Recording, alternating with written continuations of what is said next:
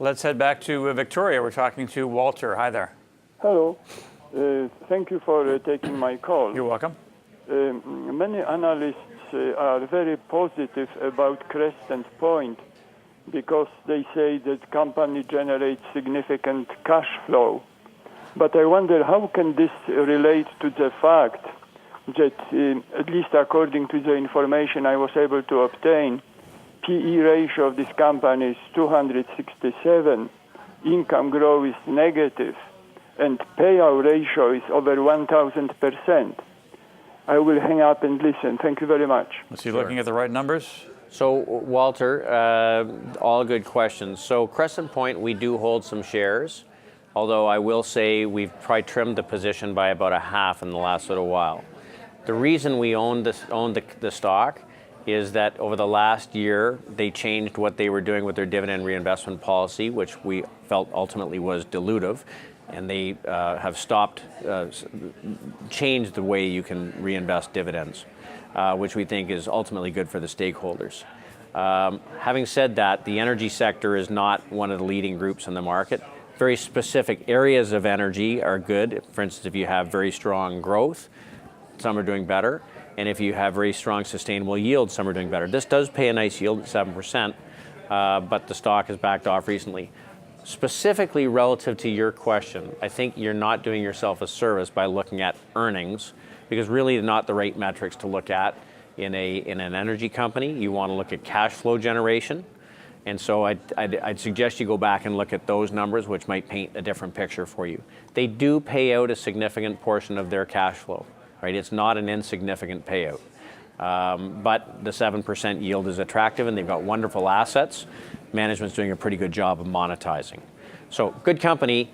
I would just say we have been moving some assets not because we don't like Crescent Point, but probably because there's other sectors that are maybe a little more attractive, and there's some other names within energy that are behaving a little bit better. Is the payout ratio over 100?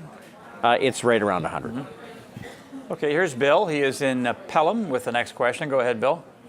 David, Dow Chemicals approaching its all-time high, and I just wondered if it had a specific catalyst, or is it just riding the wave? Thank you. So in the case of Dow's done a very good job of repositioning the business over the last number of years and focusing in more specialty products, getting away from the commodity products, so they're getting better margins on their product. So on the product side, things are strong.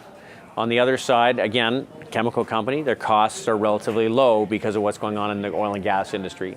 So if you put those two things together, it makes it fairly attractive. This is a good play on a slowly improving U.S. economy, and certainly an improving housing market and an improving auto market. So this is a company that I would continue to own. Here's something I just want to say.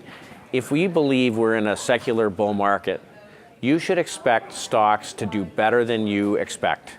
And what looks expensive today relative to the last 10 years may wind up being less expensive than you think, because earnings multiples expand over the course of a secular bull market. So don't be afraid to hold the positions that are working. Follow them along with stops, but stay in them and don't get fussed if the PE winds up being higher than it was last year or the year before, because we're in an improving environment. And in some cases, these industries have big, significant long-term tailwinds. And just looking at Dow Chemical's chart, it's actually only back to levels it hit back in 2007, and all-time high was back in, I want to call it early 2005. Can I just touch on one thing before we go on? So a lot of discussion goes to saying, well, these companies basically are trading at the same prices they were trading at 2000, and 13 years later, if you take a look at what's happened to the S&P 500, cash flow in the S&P 500 has more than quadrupled since 2000, yet share prices more or less stagnant. It means stock prices the multiples were compressed over a long period of time. But we're getting to the point where the cash flow generation is so significant against the alternatives that you have to invest in, say a 10-year bond at 2.6%, you start to say, well, between the yield and what I'm going to see in growth in earnings, what should I be paying for these? And you're getting paid a very good premium, risk premium, to buy stocks versus bonds.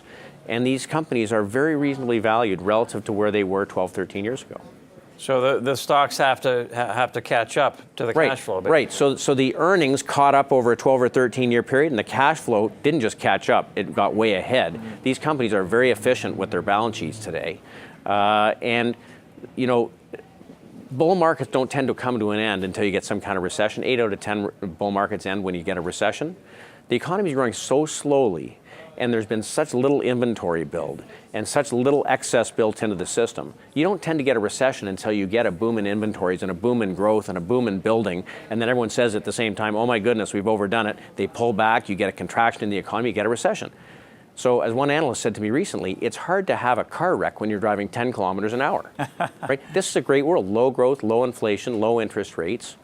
Multiples for stocks can expand. It's a Goldilocks market. All right, very good stuff, David. Let's take another break here, and we'll get back to questions after this.